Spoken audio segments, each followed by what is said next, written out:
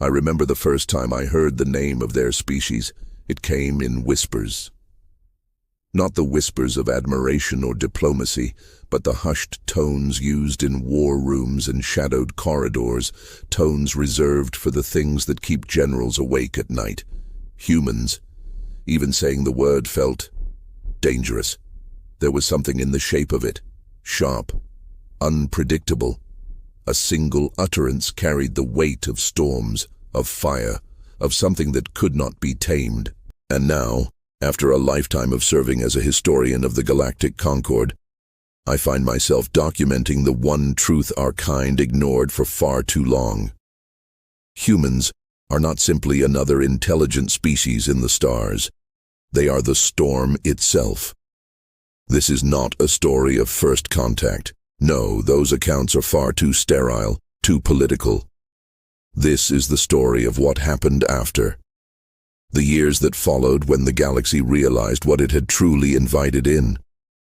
At first, the humans seemed ordinary, a young species by galactic standards. Their homeworld, a world of oceans and storms, unstable tectonics, and violent seasonal shifts, should have ground them into extinction.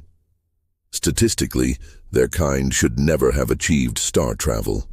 Too volatile, too fractured, too short-lived. That was the analysis of the Council's early observers. They charted humanity's rise as an academic curiosity, a footnote in the endless spiral of civilizations. But footnotes, as history has taught us, sometimes become the headline. According to the earliest intelligence reports, the humans spread outward from their home system, not like diplomats, not like explorers, but like survivors. They did not colonize with delicate caution.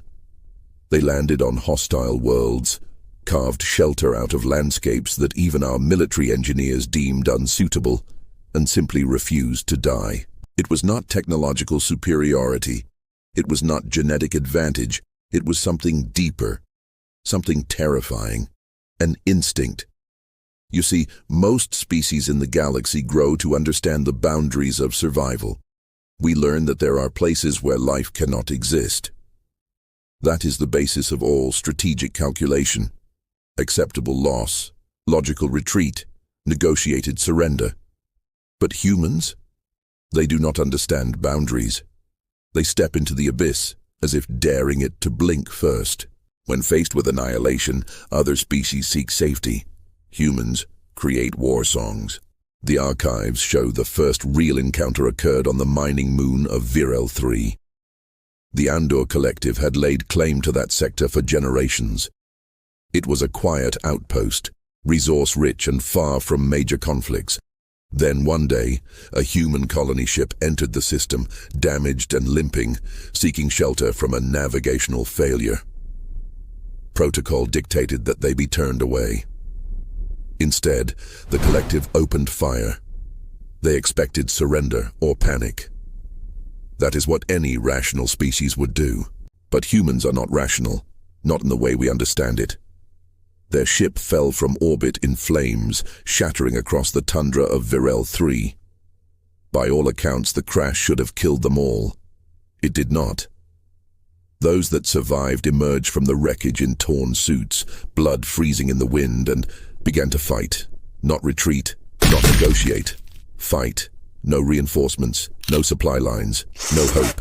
But they held their ground with a kind of fury that the collective S soldiers had never seen before. When the Andor sent their first assault wave, they expected to crush them easily. Instead, the humans dragged the enemy down into the mud, into close-quarters combat, turning the frozen plains into a killing ground. I have studied the recordings. Their faces were indescribable. Not rage, not fear. Something colder, controlled chaos. A soldier with a shattered arm firing with his remaining hand. A medic using the burning hull of their ship as a shield while pulling the wounded to safety. A pilot, still bleeding from head trauma, hijacking an Andor vehicle and driving it straight into their lines. No coordination, no official command. Yet somehow they moved with a terrifying emergent order. as if chaos itself was their strategy. The collective lost the moon. Not to an army, not to a fleet, but to 213 humans with no backup. 213. It is written in our archives with disbelief. Commanders searched for explanations. Superior technology? No. The humans used scrap metal and stolen weapons. Secret reinforcements? None arrived. Strategic deception? Perhaps, but the most chilling truth was this: they simply refused to break. And this is where the fear began, not among soldiers, but among historians, diplomats, strategists. Because we had seen many strong species before, species that fought with honor, or strategy, or overwhelming power. But humans fought with something else entirely. They fought as if war was their natural state. Our analysts coined the term chaos doctrine to describe their behavior. It is not an official doctrine, of course. No human ever wrote it down. But in every major conflict, the pattern repeats. When cornered, humans discard structure. They stop playing by the rules that bind other civilizations. Their lines shatter into 100 unpredictable actions that no predictive algorithm can fully calculate. They attack where they should retreat. They laugh when they should despair. And worst of all, they win when they should die. I once attended a closed session of the Galactic Council where a Virel survivor testified. His words still haunt me. They didn't care about dying, he said. They cared about taking us with them. This is the part that outsiders do not understand. For most of us, death is the ultimate deterrent. It shapes our strategies, our diplomacy, our very instinct for survival. For humans, death is a cost they have already calculated. They do not fear it in the way we do, and that makes them the most dangerous force in the galaxy. After Virel 3, border worlds began to whisper. The Chaos species has arrived. They were not officially recognized as a galactic threat yet, but the tone of our intelligence reports changed. Caution replaced arrogance, because every skirmish that should have been a swift victory turned into a prolonged nightmare. The humans lost ships, soldiers, colonies, but every defeat came at a cost so high that no one wanted to fight them again. Some called them mad, others called them cursed. I call them inevitable. Even now, decades later, I can still feel the shift that began in those early wars. Empires that once fought each other with predictable patterns began to adapt just to deal with the human anomaly. Defensive lines changed, war councils rewrote their doctrines, treaties were reconsidered. Because once humans are in the equation stops making sense. I'm not speaking as an enemy commander, nor as a diplomat. I am speaking as someone who has spent a lifetime studying the collapse of stable systems, and humans are collapse incarnate. This warning to whoever finds these words is simple. If you think you can outsmart them, calculate them, contain them, you have already lost. I have spent years buried in archives, not just the official council records, but the fragments, the things that were never meant to leave military networks. Combat logs, emergency distress transmissions, audio fragments. The closer I studied these events, the clearer the pattern became. It was not luck. It was not coincidence. The humans' chaos was a force they wielded without ever fully understanding it themselves. They did not invent it, they embodied it. And that is why the galaxy has never truly learned how to fight them. The Virel 3 incident was the spark, but the fire that followed would consume entire fleets. I recall the Battle of Cyrodian Reach. It was supposed to be a surgical strike. 3 combined fleets, Andor, Jali, and Karen, operating under the Council's strategic oversight. They had studied human tactics extensively. They had prepared for unpredictability. They had algorithms designed to account for erratic maneuvers, overlapping zones of engagement, decentralized command. Every angle was covered. The humans were outnumbered 12-1. On paper, they should not have lasted a single day. They lasted 21. The first day was textbook. The fleets closed in around the human defense perimeter, a ring of orbital stations and a single half-finished shipyard. The humans had nowhere to run. No reinforcements were coming. The Council was so confident in the outcome that several fleets streamed the opening salvos live to their home worlds as a show of force. A demonstration, the general said, to remind the humans of their place. The humans did not retreat. They did not even signal for negotiations. Instead, they went silent. That silence was the first sign. It was not the silence of surrender. It was the silence of a storm holding its breath. Then the sabotage began. According to the after-action reports, human infiltrators, how they arrived remains a mystery, disabled a third of the Council's forward sensor network in the opening hours.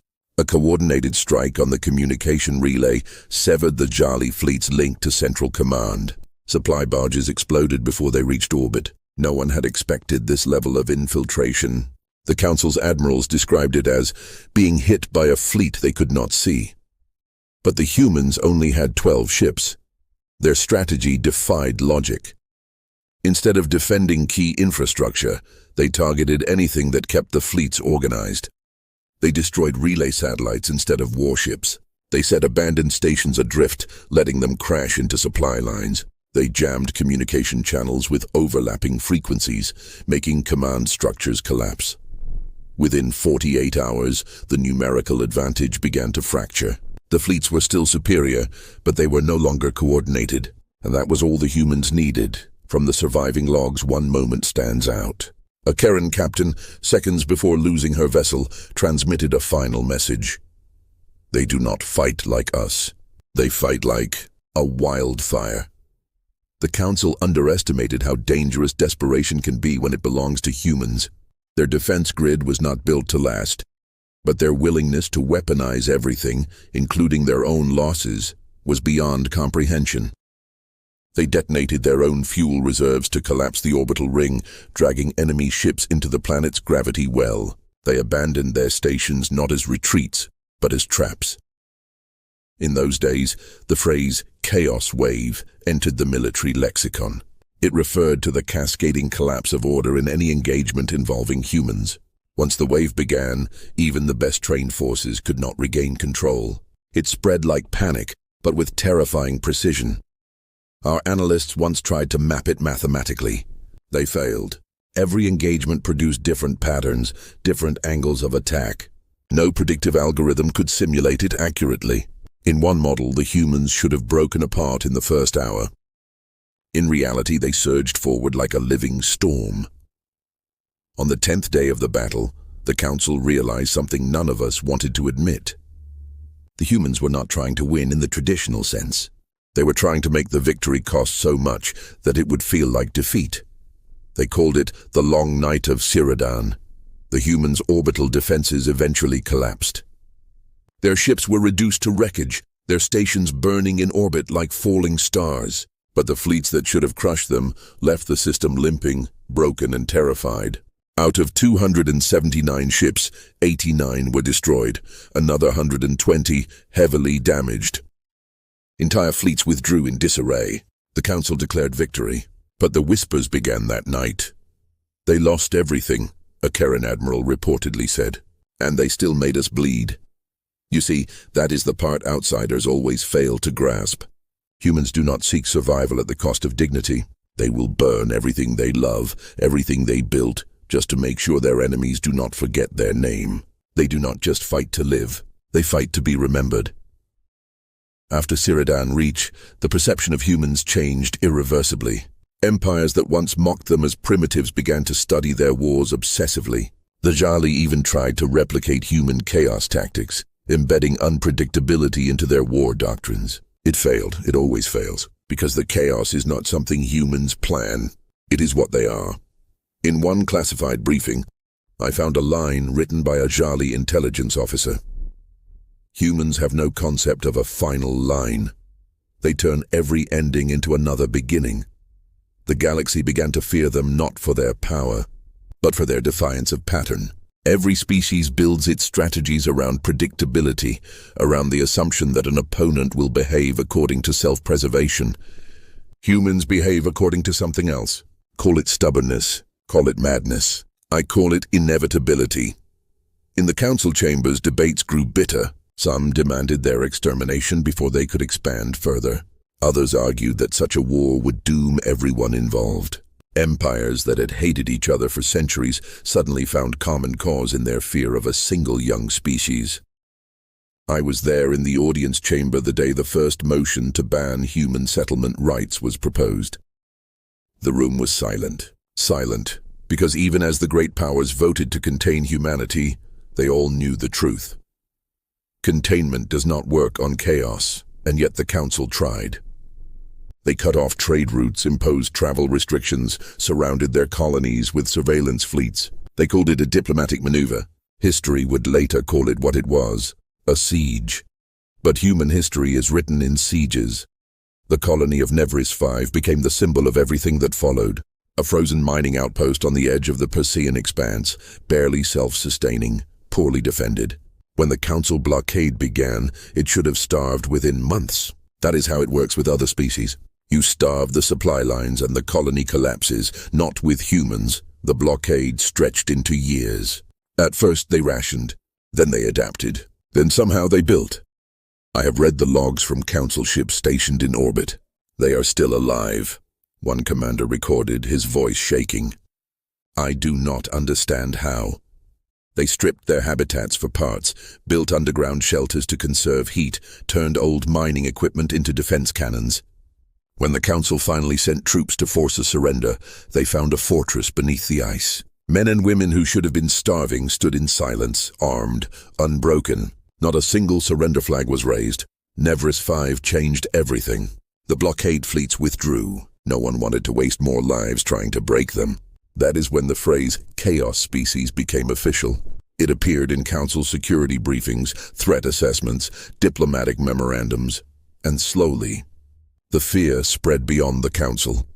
Civilian broadcasts across dozens of star systems began to depict humans as something both feared and admired. Not conquerors, but survivors. A storm that could not be contained. Young alien children grew up hearing warnings about them, like ancient ghost stories.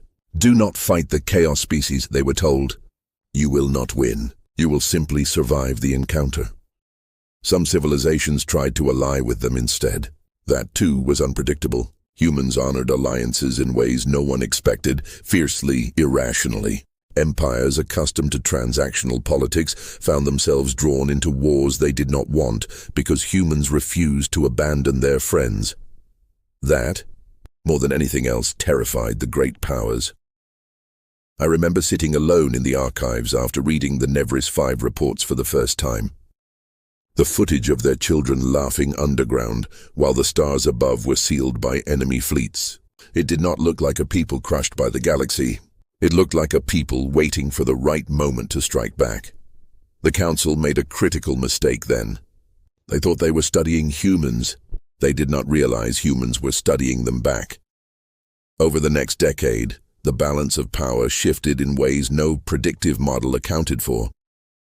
Empires that once ruled unchallenged began to lose control over the edges of their territories. Small human fleets, often outnumbered, destabilized trade routes, broke blockades, and turned local rebellions into full-scale wars. And everywhere they went, the same pattern followed. Chaos, resistance, victory at unbearable cost. It was not clean. It was not noble, but it was effective. To many, this was the age when humanity began its ascent. To me, it was the age when the galaxy began to realize what it had unleashed. A species born in storms had stepped into the stars, and they were not asking for permission. I have spent cycles tracing the wake of humanity's rise across scorched battlefields, hollowed stations, and silent systems where once proud empires learned what it meant to face something they could not predict. For every recorded battle, there are hundreds more whispered about in the shadows of intelligence networks, because the official histories never quite capture the feeling of what it is like to face humans. It is not simply to face an enemy. It is to face a force that refuses to play by the rules upon which entire civilizations were built. I still remember the first time I saw the footage of the fall of Koras Prime.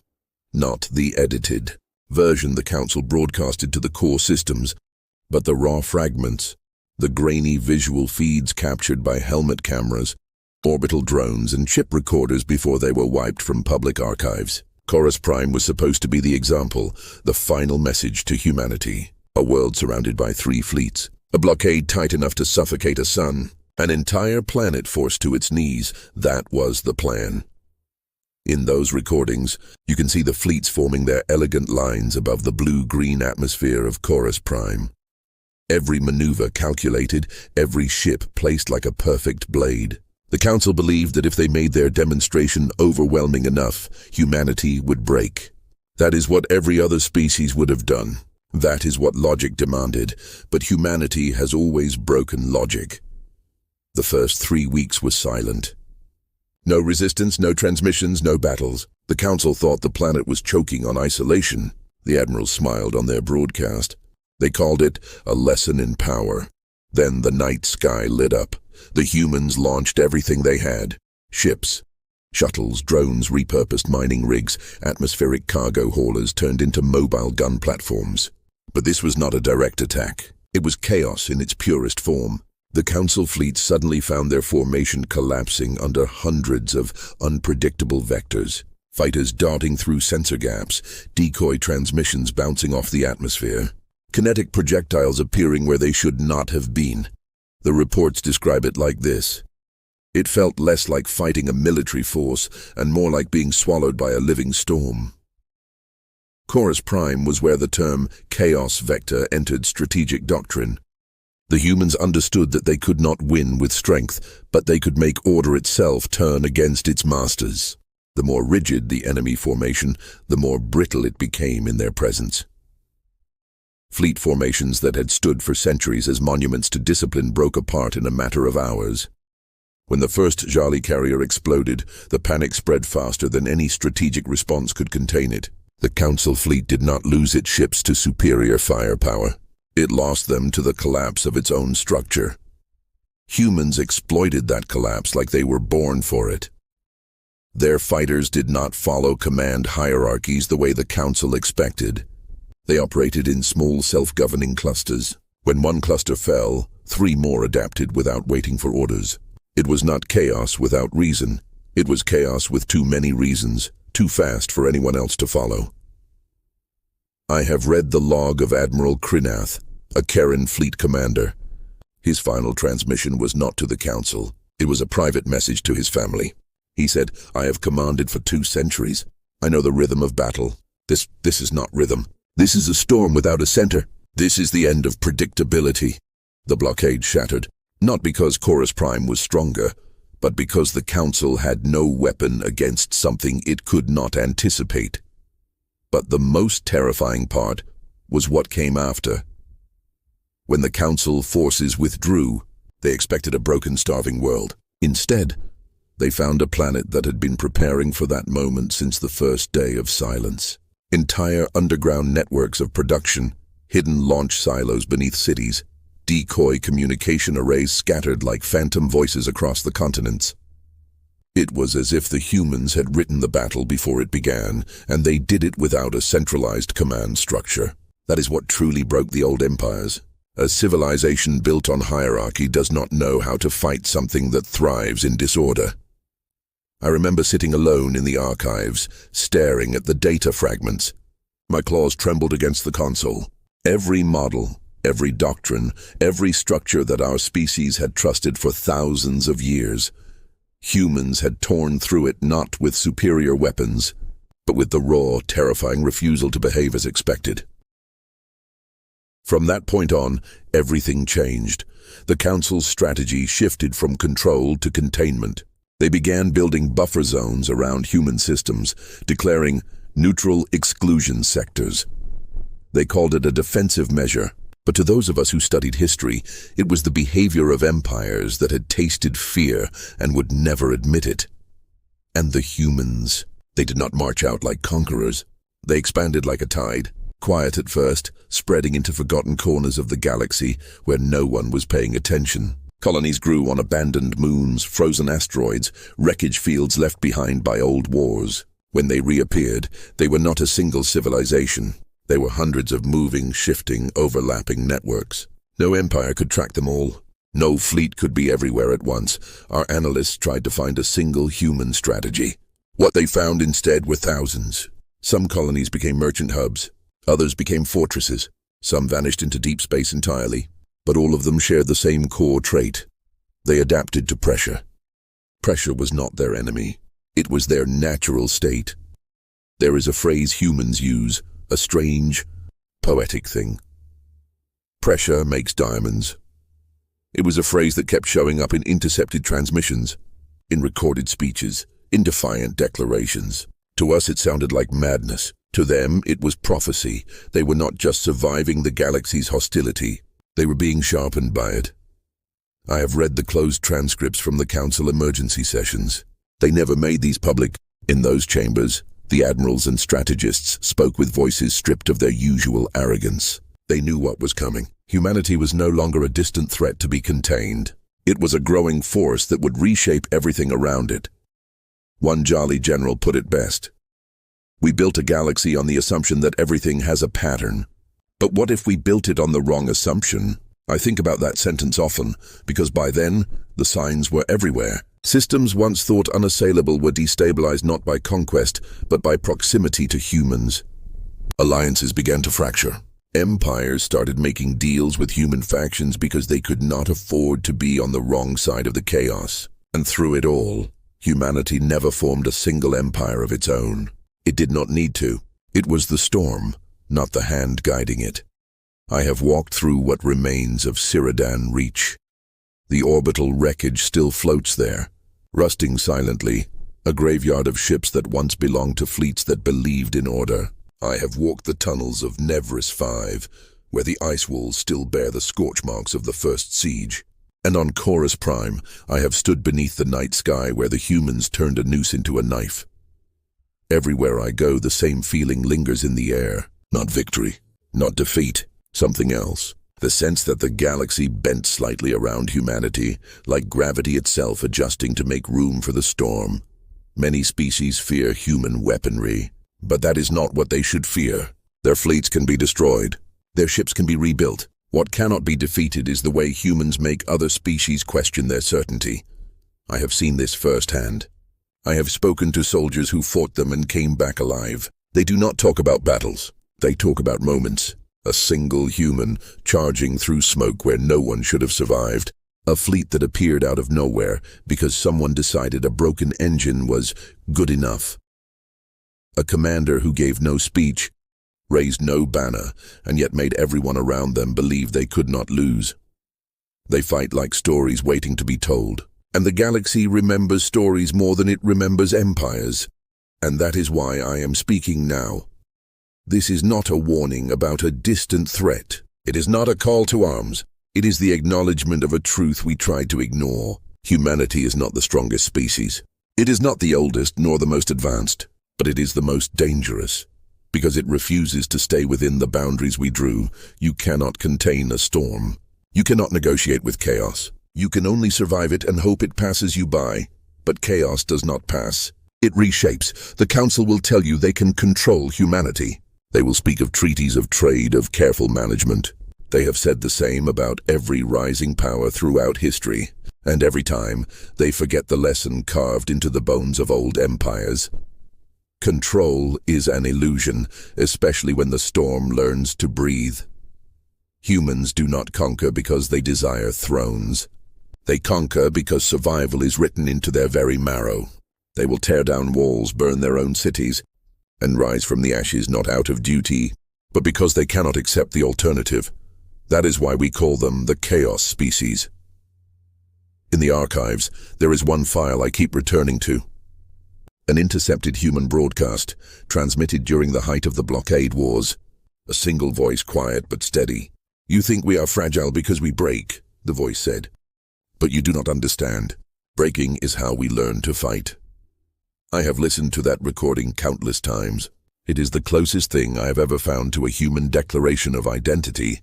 Not grand, not ceremonial, just a quiet statement of truth. The galaxy is shifting. Some pretend not to see it. Some prepare for it. A few like me simply watch and record. But make no mistake, the storm is not coming. It is already here. And when future historians like myself look back on this age, we will not remember the treaties, or the fleet counts, or the resolutions passed in glittering council halls. We will remember the moment the galaxy realized that humanity was not something to be managed, it was something to be survived. That is my warning, not as a council archivist, not as a historian, but as someone who has seen the wreckage of the old order with my own eyes. When you face humanity, understand this. They are not fighting for power. They are fighting because they must, and no empire in history has ever won against a species that refuses to stop.